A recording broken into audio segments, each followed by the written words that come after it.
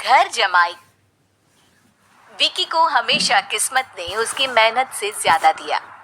पैदा हुआ एक बड़े घर में, मुंह में चांदी की चम्मच लेकर, और शादी भी की एक उससे भी बड़े घर में, सोने की चम्मच मुंह में लेकर।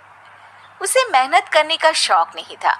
एक शौक था, वो भी घटिया शायरी करने का। उसकी हर बात शायराना ही होती थी। जैसे कि एक दिन, दूर से देखा तो चांद पे दाग था, दूर से देखा तो चांद पे दाग था, पास से देखा साबुन का छाग था। ठोको ताली। अरे ऐसी शायरी करोगे तो ताली तो पता नहीं, कोई तुमको ही ठोक देगा। शायरी वो बिल्ली है जो किसी का भी रास्ता रोक दे, और क्या मैं किल हूँ जो कोई मुझे ठोक दे। मुझे तो आपसे बात ही नहीं करनी। मैं निकला था गाड़ी लेके, लेकिन दौड़ के जा रहा हूँ। मेरी शायरी कोई नहीं सुनता, मैं घर छोड़ के जा रहा हूँ। धीरे बोलिए जी, मम्मी पापा को पता चल जाएगा तो तुमको सच में तुम्हारे मायके भेज देंगे। सस्ते साबुन से मेरी कॉलर चमकी नहीं, सच में चला जाऊंगा, मेरी बात कोई धमकी नहीं। अगर शायरी ही सुनानी है तो सुनाओ, लेकिन कोई काम धंधा भी तो करो।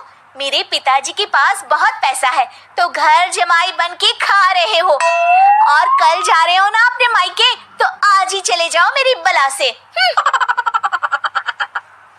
हमें तो अपनों ने लूटा, गैरों में कहाँ दम था हमें। अरे चुप हो जाओ, तुमको मिर्जा गालिब की कसम। अरे जाना है तो जाओ, लेकिन पहले मेरे मम्मी पापा से मिलकर जाओ, वरना वो क्या सोचेंगे। लेकिन विकी अकेले ही अपनी कार लेकर अपने मायके यानी कि अपने खुद के घर पहुंच जाता है। अरे बेटा, तू अचानक, बहू कैसी है?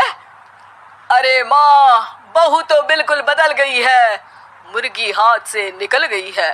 अरे क्या हुआ बेटा? उसकी आती नहीं है, मेरी जाती नहीं है, मैं करता हूँ शायरी, उसे भाती नहीं है। मेरे पास उसका फोन आया था बेटा, सही कह रही है वो, तुमको काम करना चाहिए तभी तो इज्जत मिलेगी। घर जमाई बनके सास ससुर के पैसों पर कब तक ऐश उड़ाते रहोगे? मेरी जिंदगी में हर तरफ से उंगली हो रही है, फोन पर मेरी चुगली हो रही है। अरे चुगली नहीं कर रही थी बहू, वो तेरा भला चाहती है बेटा। सूखे हुए कपड़े को भी गीला कह रहे हैं लोग, चुगली करने को मेरा भला कह रहे हैं लोग। ठोको ताली। ये सुन के माँ अपने हाथ से अपना सर पीट लेती है। अरे माँ, ताली की जगह माथा क्यों ठोक रही हो? बेटा तू ना आराम कर, तेरे पिताजी भी आने वाले हैं, खाना लगा देती हूँ। विकी अपने घर भी दिन भर टीवी देखता है, तरह तरह का खाना खाता है, दोपहर तक सोता है, चाय पीता है, वीडियो गेम खेलता है, बस काम करने नहीं जाता। घर में नौकर चाकर है तो बिस्तर से हिलने तक की जरूरत नहीं पड़ती। कई बार तो विकी अपने नौकरों को बिठाकर शायरी सुनाता रहता। कब जाओगे बेटा? अरे कैसी बात कर रहे हैं डैडी, क्या आप मेरे फादर नहीं? आप मुझे भगाना चाहते हैं क्या? ये मेरा घर नहीं। अरे नहीं बेटा, तुम्हारा ही घर है, हम तो चाहते थे कि तुम यहीं रहो और मेरा काम आगे बढ़ाओ, लेकिन तुम ही चले गए घर जमाई बनने। अरे मेहनत तो गधे भी करते हैं, मैं अच्छी किस्मत लेके पैदा हुआ हूँ, मैं घर जमाई हूँ, ससुराल का फूल गेंदा हुआ हूँ। ठोको ताली।